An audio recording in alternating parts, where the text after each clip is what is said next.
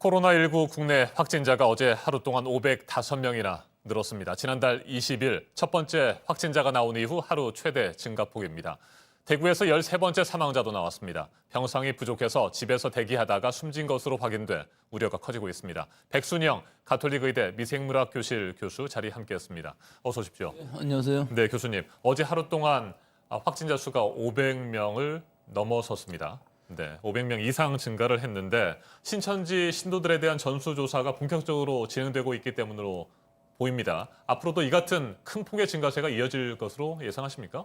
예, 그렇습니다. 이 2월 18일 날 지금 31번 환자부터 시작한 네. 건데요. 사실은 이 감염원을 알 수 없는 환자는 그 이전에 서울에서 2명이 나왔습니다. 29번 환자, 30번 환자도 서울에서 감염원 불명으로 나왔는데 다행히 서울에는 이런 확산은 없었습니다. 몇 명 물론 감염은 있었습니다만은 2월 18일 이 31번 환자가 무리로 떠오르면서 네. 그 이후에 매일 2배씩 올라가서 오늘이 열흘째인데 50배 이상의 감염 확산세를 보이고 있습니다. 이 부분에서 지금 500이 넘는다는 그 숫자 자체는 그다지 중요하지 않고요. 네. 이 확산세가 직선상으로 계속 올라가고 있다는 증가세, 즉 아직 정점을 찍지 않았다는 것이죠. 숫자의 정점이 아니라 이 확산세가 정점을 찍지 않았기 때문에 이 확산세가 꺾이는 시점이 있어야 이걸 뭐 변곡점이라고도 할 수 있겠는데요. 전체 토탈로 확진자의 수가 늘어난다 할지라도 이 확산세가 꺾이게 되면은 그다음에 감소가 되고 이거는 우리 방역망이 지금 하고 있는 일이 잘 되고 있다는 걸 뜻하는데 이게 계속 가게 되면은 결국은 만연이 돼 버리는 상황이 되니까 아마 우리 지금 방역 상황으로 네. 봤을 때는 이 신천지를 중심으로 보고 잡고 있기 때문에 가능성은 충분히 있습니다. 대상 자체가 단순한 건 있거든요. 신천지 관계들을 지금 찾아가면서 하기 때문에 계속 나오다가 어느 순간에는 꺾일 수 있을 겁니다. 하지만 지금은 이 확산세가 꺾이지 않는 상황이라서 좀 우려는 되고 있습니다. 네. 앞으로 향후 며칠간은 아마 꺾이지는 않고 올라가다가 이렇게 확산세가 숫자는 뭐 300~400명이 되더라도 어느 정도 며칠 이거보다 훨씬 적은 수를 이렇게 가면서 꺾이면은 토탈로 되는 확진자 수는 계속 늘어날지 몰라도 확산세는 꺾였다는 것은 방역망이 잘 들었다 하는 것을 얘기할 수 있어서 네, 당초 그렇게 되길 바랍니다. 신천지 측이 우리 정부에 제출한 넘긴 그 신도들의 명단 연락처가 21만 2천여 명 분이었습니다. 그런데 직후에 이게 뭐 제대로 된 그 제출이 아닐 것이다. 아직도 많은 교육생 등 신고되지 않은 제출하지 않은 인원들이 있을 것이다라고 했었는데 실제로 그랬고요.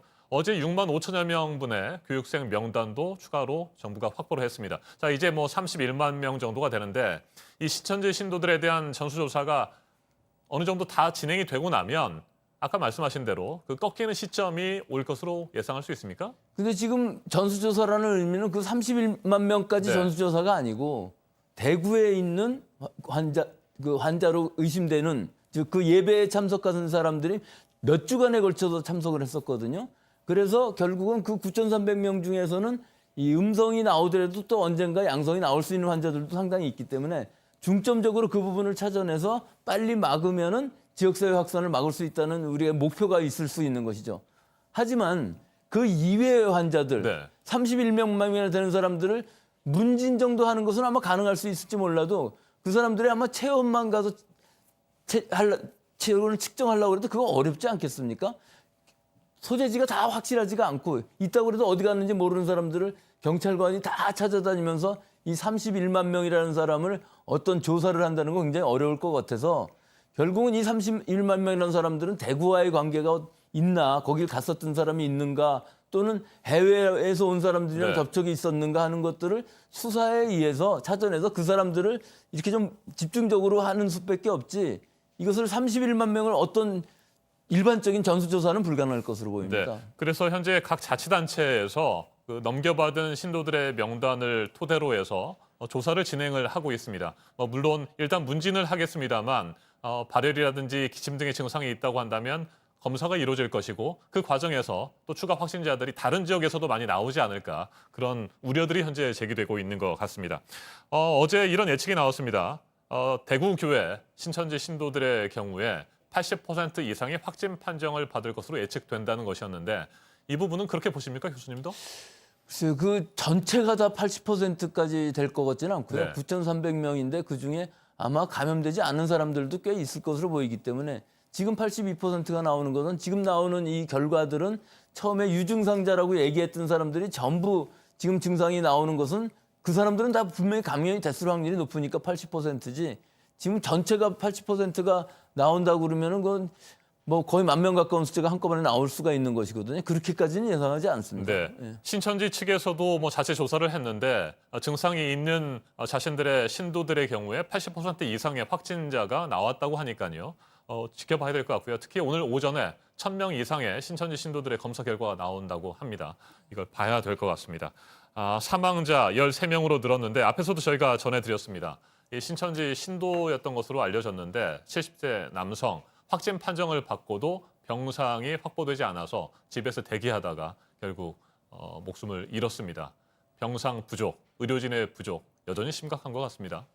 예, 이분은 74세 남자분으로 기저질환이 있었고 네. 심장 이식도 받은 적이 있다고 합니다. 하지만 그 확진을 받은 날짜가 방역당국에서는 25일이라고 얘기를 했었는데 우리가 그 번호를 보면은 26일에 확진자 번호가 들어 있어요. 근데 실제 사망하신 거는 그 27일 날 새벽에 사망하셨거든요. 그럼 불과 하루 만에 확진받은 지 하루 만에 사망하시는 게 되는 건데 자가격리가 돼 있다가 너무 나빠지셔갖고 영남대병원으로 이송 중에 결국은 입원실 받지도 못하고 치료를 한 번도 받지 못하고 사망하셨거든요. 여기서의 이제 문제가 확진자가 하루에 수백 명씩 나오니까 이분들을 경증, 중증을 나눠야 되는데 네. 그 나누는 시스템이 지금 돼 있지가 않다는 것이죠. 어저께 방역당국의 발표를 보니까 보건소 직원 한 명이 16명을 관리를 하고 있다는데 그냥 보는 것도 아니고 보건소 직원은 의사도 아니거든요. 그 사람들이 그걸 관리를 해서 경증, 중증을 과연 판단할 수 있을까? 또 만약에 판단이 돼서 이송을 한다 할지라도 병원 자체가 지금 병상이 없기 때문에 입원이 불가능한 상황이거든요. 그래서 지금 제일 중요한 것은 그 환자가 이렇게 늘어날 때 어떤 사람을 먼저 입원을 시켜야 되느냐. 우리 이 지역에 병상이 없다면 다른 지역이라도 옮겨서 이 사람은 꼭 살려야 된다는 이 기준이 있어야 되는데 그걸 판단할 만한 의료 인력이 지금은 없다는 것이 제일 먼저 문제고요. 뭐 병상은 하여튼 그다음 문제 있을 수 있습니다. 네. 지금 병상이 가득 찼기 때문에 어떤 환자가 생겨도 병상에 입원을 시킬 수가 없거든요. 이 문제를 해결하기 위해서는 1번은 일단 판별을 하고 정 급한 사람이 있으면 빨리 옮겨야 되는데 지금 지난번에 그 대남병원의 환자도 부산으로 이송하다가 돌아가셨거든요. 그러니까 이런 상황이 자꾸 나오는 거는 입원으로 끝을 내고 그런 환자는 적어도 나오지 않게끔 자가격리는 상관없습니다. 집에서 경증이나 무증상 환자인 경우에 있어서는 뭐 자가격리해도 네. 얼마든지 되는데 거기서 위험하신 분들은 바로 옮길 수 있는 시스템이 지금은 부족한 것 같습니다. 네, 대구시에서 현재 추가 병상을 확보하기 위해서 노력을 하고 있다는 소식도 저희가 앞에서 전해드렸습니다. 그런데 충분한 병상이 확보되기 전까지는 말이죠. 병상이 정말로 부족하다고 한다면 현재 입원해 있는 경증 환자들의 경우에 뭐 집에서 스스로 관리하고 치료를 받을 수 있도록 좋지 않은 그런 것들도 필요하지 않느냐 이런 의견도 있습니다. 이게 가능하겠습니까? 일반적으로 생각할 때 가능은 하죠. 네. 지금 왜 그러면 처음에 확진받은 사람들은 다 입원시키고 했으니까 그분들 중에는 거의 지금 뭐 완치돼 가는 사람들도 있을 테니까 그분들을 밖으로 빼고 그 병실을 이용하는 방법도 있고 또 하나는 그 병원에 입원하신 분들을 가능하면은 다른 데 이송하든가 전원을 시켜서 입원실을 많이 확보하는 게 중요한데 다만 이 지역적으로 좀 대구에서 왔다 그러면 안 받아주는 민간 의료기관인 네. 경우 그럴 수가 있거든요. 그 동네 주민들의 그 인식도 있고 그래서 이 부분을 어떻게든지 중앙 정부에서 강력하게 지금 그걸 통제를 해서 그만한 병상을 확보할 수 있도록 해야지 이것이 각 지자체별로 얘기를 하게 되면 분명히 안 될 것 같고요. 그다음에 감염병 전문 병원도 빨리빨리 늘려서 근데 늘린다는 부분이 그 병원 안에 현재 입원해 계신 분들을 다른 데로 전원해야 되기 때문에 좀 문제는 있습니다. 네, 서울에서도 병원과 종교시설 등을 중심으로 집단 감염의 우려가 커지고 있습니다.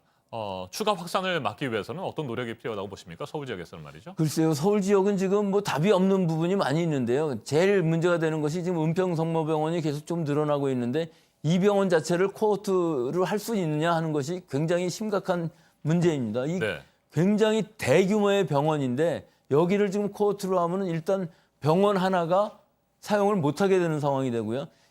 그 병원뿐만 아니라 다른 병원들도 이런 상황이 되면 곤란해지기 때문에 어떻게 해서든지 지금 코로나19하고 일반 환자들하고를 동선을 떨어뜨리는 이 안심병원 시스템을 어떤 형태로든지 만들어서 만약에 발생하더라도 그 병원 전체가 문을 닫는 일이 생기지 않게끔 해야만 의료 공백이 생기지 않지. 지금 제일 우선적으로 해야 될 일은 1차, 2차, 3차 이 의료 전달 체계가 확실히 유지될 수 있도록 그것을 방역 당국이 네. 전체적으로 컨트롤을 해야 되는데 지금 전국적으로 이것들이 문제가 될 수 있기 때문에 그 부분이 그렇게 쉽지는 않아 보입니다. 알겠습니다.